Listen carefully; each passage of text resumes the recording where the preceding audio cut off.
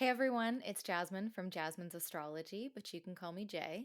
And on today's video, I want to talk about why I love Mercury in Pisces.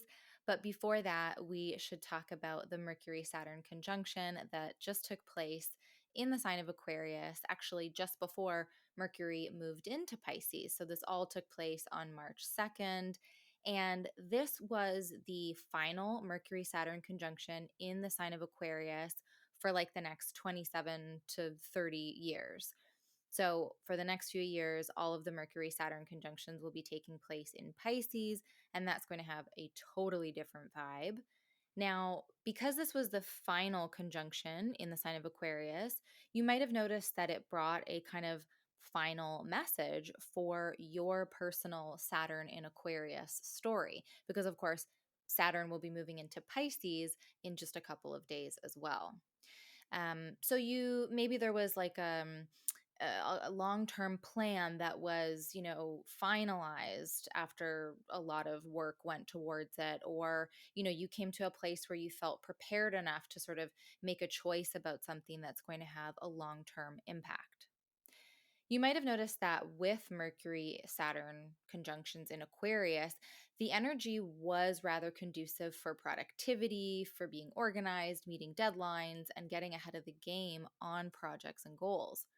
Basically, it could be really good for being responsible and following through on commitments, particularly because Saturn is at home in the sign of Aquarius and Mercury does really well in air signs.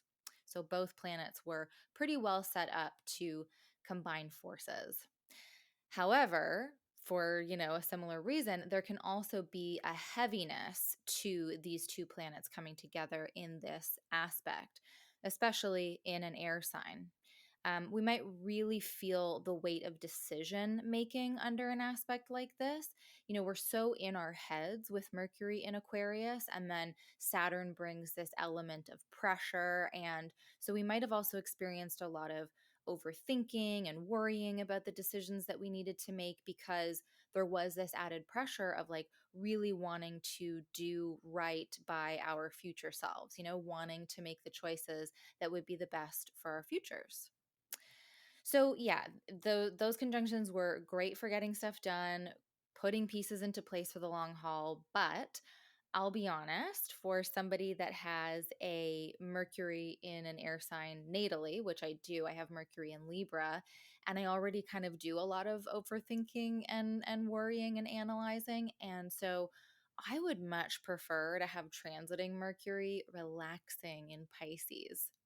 And of course, not everybody is going to see this as a relaxing place for Pisces or for Mercury because it is actually technically quite debilitated while in Pisces. This is the sign of Mercury's both its fall and its exile. Both its fall and its detriment.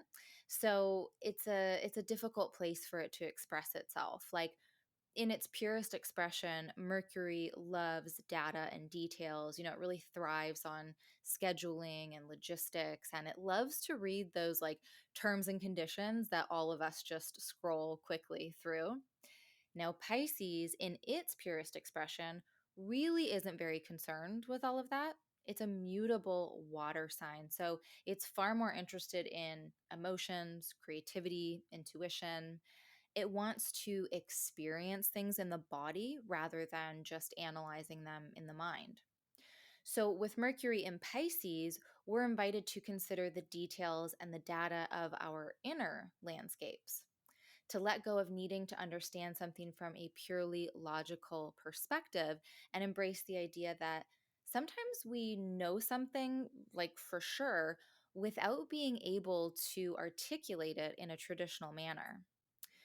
Or that, when we don't know something, or yeah, when we don't know something, we don't always have to rely on facts and figures. We don't have to solely rely on those things, anyways, or even, any kind of external factors to make decisions. We can look inward and we can trust the gut instinct, the subtle senses that are trying to get our attention and help guide us. So, Mercury in Pisces is all about emotional intelligence. It's being able to verbally, or it's being unable to verbally articulate how you feel, but finding a music lyric or a line of poetry that just captures it perfectly. It's about letting tangents be your roadmap. Obviously, this can be a tricky vibe for people, right? Like, as a society, we don't really value this type of thinking all that much. We're a culture that's pretty obsessed with productivity and deadlines and moving forward in a linear fashion. And it's not that all of that isn't possible with Mercury and Pisces, but we definitely have to take a different approach to get there. We have to be okay with not working in a super structured fashion. We'll need to loosen our schedules and timelines, and we'll find that some days are really productive and others not so much.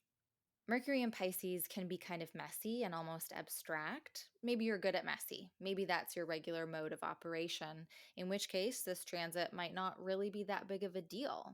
But maybe you've got a lot of earth or fixed placements in your chart and you prefer to operate in a much more grounded way with tangible results.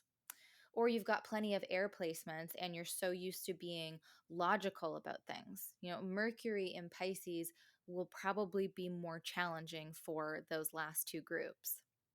So, why do I love Mercury in Pisces? Well, I myself don't do super well with messy, like not at all. I prefer solid deadlines and routines. I'm not great at adapting quickly to change or going with the flow, but I'm working on this because in theory, I totally agree that we live in cycles, right? And spirals. And I really am trying to embody that a little bit more. I'm trying to be a little bit more tender with myself and with others in terms of the tangible structures in our lives. Like, I've noticed over the years that Mercury in Pisces is the transit that tends to come in and remind me of this and help me sort of soften into it and embrace it a little more deeply. So I've come to really love it for taking me out of my comfort zone and sort of really tenderly guiding me towards something that's a little more adaptable and in flow. So, for my fellow non messy folks, let's try to open up to the malleability of Mercury and Pisces. What might we learn from letting go of the need to analyze and rationalize and allow our thinking to be guided more by the body and the soul? What kind of wisdom might be gained in giving more credence to our dreams and imaginative processes? If nothing else, I think this transit will be a nice bit of relief from all the mental busyness of Mars and Gemini and, Mercury just being in Aquarius. And yeah, that mental pressure of Mercury's co presence and conjunction with Saturn in Aquarius. So keep in mind too that this transit lasts like less than 2.5 weeks. So yeah, Mercury will move into Aries on March 19th. So take advantage of it if it is your kind of vibe. And if not, don't worry about it because you will not have to navigate it for very long. So, just some things to think about. And if you're interested in learning more from me, working with me, there are some links in the description below. But thank you so much for watching. Maybe give this video a like or subscribe to the channel if you enjoyed the content. And, if nothing else, try to enjoy this Mercury in Pisces vibes. And until we meet again, I'll catch you in the cosmos.